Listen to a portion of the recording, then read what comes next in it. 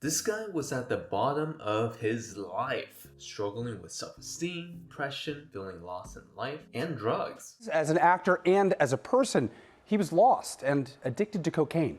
Actor Bradley Cooper getting deep about his past struggles with substances and self-esteem. But he turned it around, and this is what we can learn from it. Even though Bradley is pretty successful right now, he went through a phase where nothing was going for him, and it didn't seem like he actually had a future. But somehow, I think that was a good thing. What world are we living in where you have 7 nominations? I'm looking, I'm like, bro, why are you such an asshole? I would never get that. Not that I wish suffering upon anyone, don't do that, that's messed up. But this is one of the key to maturity, and that is the ability to endure. You can be like super talented, that's great, but endurance gives you the ability to get back up after getting a hit. Some people have 3 lives, some people have 20.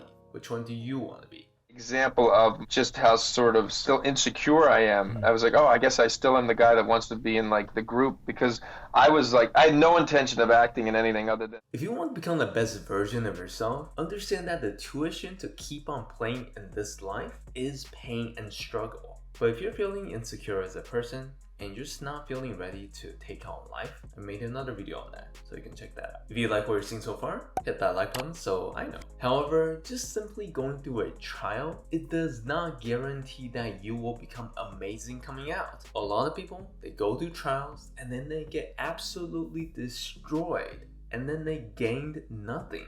Then they come out hating people, blaming themselves, or hating the world even more. Them in their life, and that was what struck me about Bradley. Gave more than I think he thought even humanly possible to give. And to me, I really think that this happens because of one main reason. When people suffer, they don't feel like they got hope that something will actually change. We immediately jump to thinking, why did this happen to me? Instead of, what can I get out of this experience that nobody else can? You really have to look at what part of this thing can I actually control. Even if it's just a little bit, there's always something that you can control. I really want to just keep getting better and better and better and better and work harder and learn and just get. That's what I mean. There's literally no difference in my mindset from when I was a student. 0. But one thing You always get what you're looking for. If you look for nothing, you get nothing. If you are going through trials, make it worth it. But can we just copy someone so that we don't actually have to go through all that problem? Imitation is actually a really good way of learning. However, most people, they blindly imitate, and I'll tell you what I mean. Say it again. Usually, habba zoopity bing bong boo. No, that was it. Say it again. It was exact. Hebbity hoobam bo. Yeah, that's it. Oh, that's it. Did you catch it? One more time. Yeah.